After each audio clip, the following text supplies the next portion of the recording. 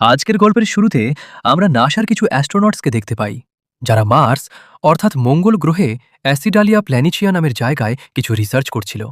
এইসব অ্যাস্ট্রোনটস সেখানে মাটির স্যাম্পল নিচ্ছিল। ঠিক তখনই হঠাৎ তারা একটি খবর পায় যে একটি বিপজ্জনক এবং বিশাল ঝড় খুব দ্রুত তাদের দিকে এগিয়ে আসছে।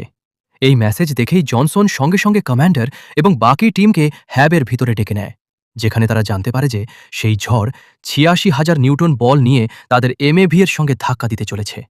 এমএভি অর্থাৎ মার্স অ্যাসেন্ট ভিকল একটি রকেট হয় যা অ্যাস্ট্রোনটসদের মঙ্গল গ্রহের পৃষ্ঠ থেকে তুলে মঙ্গলের অরবিটে ঘুরতে থাকা তাদের স্পেসশিপ পর্যন্ত পৌঁছে দেয়। কিন্তু এর জন্য এমএভি এর সোজা দাঁড়িয়ে থাকা খুবই জরুরি ছিল। যদি এমএভি ঝড়ে উল্টে যেত তাহলে তারা সবাই চিরতরে মঙ্গল গ্রহে আটকে পড়ে যেত। পরিস্থিতি এতটাই গুরুতর ছিল যে ভাবার জন্য সময় খুব কম ছিল।